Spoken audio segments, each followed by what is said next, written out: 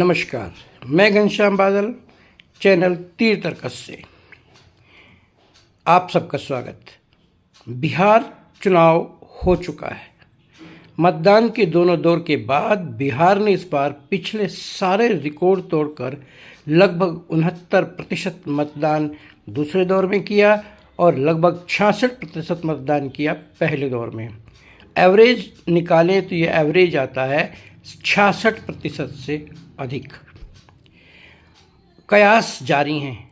एजेंसियों के exit poll सर्वे जारी हो चुके हैं और कमोबेश सभी एजेंसीज ने एनडीए को सरकार बनाता हुआ दिखा दिया है।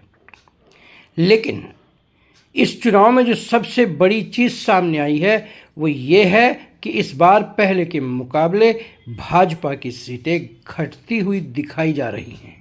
राष्ट्रीय जनता दल की सीटें जस की तस लगभग जो की त्यों दिखा रहा है हर एक सर्वे।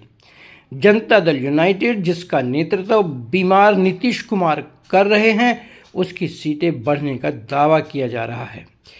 यदि ऐसा होता है तो मानना पड़ेगा कि बिहार की जनता की नज़र में नीतीश कुमार बीमार नहीं हैं और वहाँ की जनता का नीतीश और उनके सुशासन पर पूरा विश्वास है।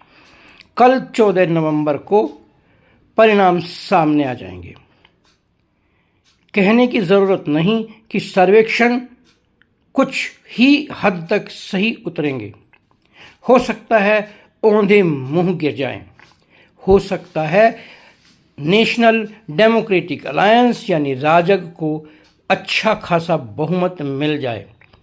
जन स्वराज पार्टी, जिसके बारे में ये कयास लगाए जा रहे थे कि वोटर को बहुत अच्छी तरीके से प्रभावित करेगी, उसकी सीटें कोई भी सर्वेक्षण नहीं दिखा रहा है। खैर, मैं बात करना चाहूँगा ये एग्जिट पोल सर्वेक्षण या प्री पोल सर्वेक्षण क्यों होने चाहिए, ये इनका क्या मतलब है।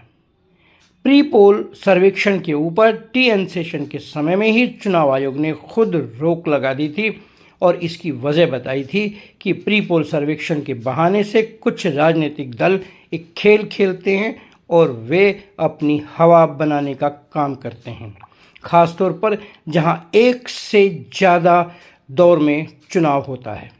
अब एग्जिट पोल सर्वेक्षण की बात करते हैं। इनकी क्या महत्ता है, क्यों होना चाहिए, लोकतंत्र में ये ज़रूरी क्यों है, ये बात मेरी तो समझ में आज तक नहीं आई। हाँ, इस बहाने सर्वेक्षण एजेंसियां अच्छा खासा पैसा कमाती हैं, टीवी चैनल की टीआरपी बढ़ती है और साथ ही साथ बहुत सारे लोग टीवी देखने में, सर्वेक्षण की रिपोर्ट देखने में उलझ जाते हैं, जिससे कई सारे महत्वपूर्ण मुद्दे पृष्ठभूमि में चले जाते हैं। इसके अलावा इन सर्वेक्षणों की कोई महत्ता है ये मैं नहीं कह सकता हूँ। खैर, कल देखेंगे ये सर्वेक्षण कितने सही उतरते हैं। दावा करने वाले माफ़ी मांगते हैं या नहीं, उनका दावा सही उतरने पर उन्हें और कितने ठेकेदारी के ठेके मिलते हैं अगले इलेक्शन में पैसा कमाने के। आप भी देखिए, हम भी देखेंगे। अभी बस इतना ही। बस बीच में एक रात बाकी है।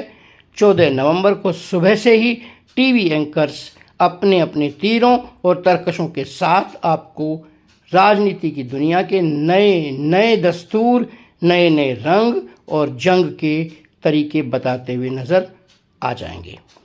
आज बस इतना ही।